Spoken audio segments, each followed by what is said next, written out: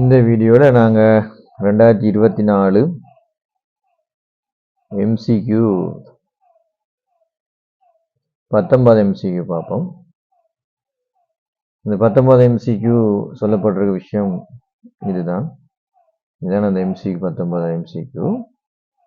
பின்வரும் தாக்கம் தொடர்பாக சரியான கூற்றை தெரிந்தெடுக்க. இந்த தாக்கம் சம்பந்தமான சரியான கூற்று என்னன்றதை நாங்கள் இது பார்க்க வேணும்.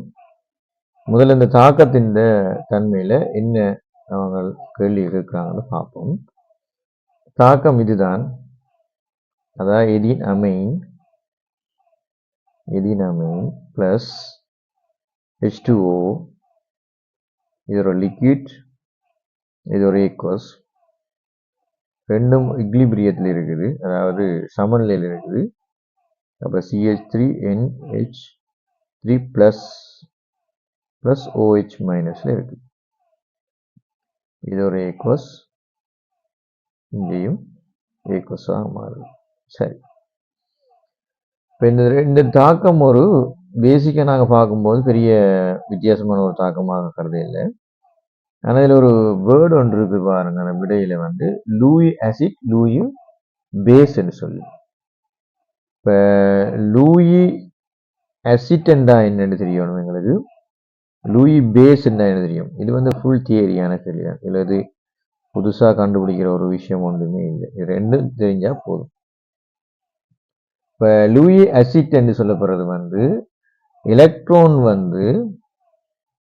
எலக்ட்ரான் பேரை அக்செப்ட் பண்ணக்கூடியது நாங்கள் லூயி ஆசிட்னு சொல்லுவோம்.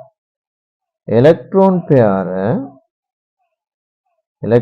பேரை டோனராக இருக்கிறவர் எங்க லூயி பேஸ்ன்னு சொல்லுவோம். சரி, இது இதுன்னு சொன்னோம்னா, உதாரணம் அந்த CH3 பார்த்தோம்னா இப்படி ஒரு அமைப்பில் இந்த CH3 இருக்கும். இதில் 2 எலக்ட்ரான் இருக்கும் எண்ணில். அப்புறம் நீரை பார்த்தோம்னு சொல்லிச்சுன்னா இதில் Hம் இதில் Hம், இதில் 4 எலக்ட்ரான் இருக்கும். இப்போ இந்த தாக்கத்தின் முதல் இதில் இக்லிபிரியம், அதாவது சமநிலையில் பார்த்தோம்னா இதில் ஒரு ஹைட்ரஜன் போய் இதோட சேருது. அப்போ என்ன செய்யுதுன்னா, இது என்ன செய்யுது, ஒரு டோனர் பண்ணுது. இது என்ன செய்யுது, 2 எலக்ட்ரானை டோனர் பண்ணுது. அப்போ ஒரு டோனர். இது என்ன செய்யுது, அக்செப்ட் பண்ணுது. அது இது ஒரு அக்செப்டர். ஸோ இங்கே தான் நம்ம விஷயத்தை நாங்கள் எடுக்கிறோம். இப்போ டோனராக இருந்துட்டா நேரவே நாங்கள் என்ன செய்வோம், இதை லூயி பேஸ் என்று சொல்கிறோம். இதை என்ன சொல்கிறோம், நாங்கள் லூயி ஆசிட் என்று சொல்கிறோம். இங்கிலீஷில் நான் எழுதுறது காரணம்னா சில தமிழில் எழுதும்போது வேறு சொற்கள் சேர்ந்துருக்காக தான் இப்படி எழுதுறேன்.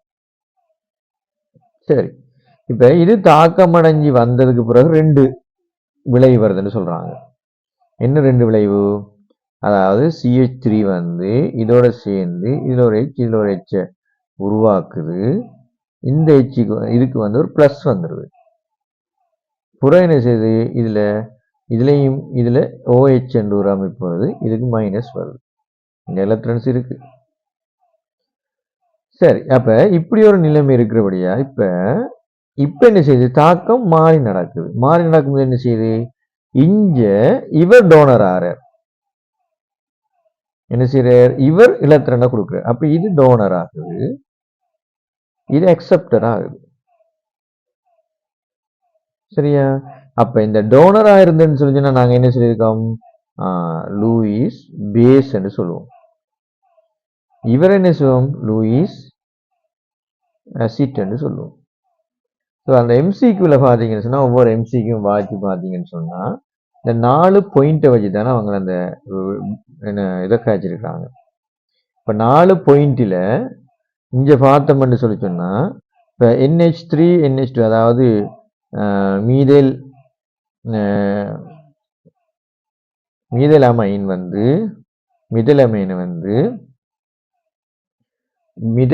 என்ன செய்யுது, 2 எலக்ட்ரானை கொடுக்குது.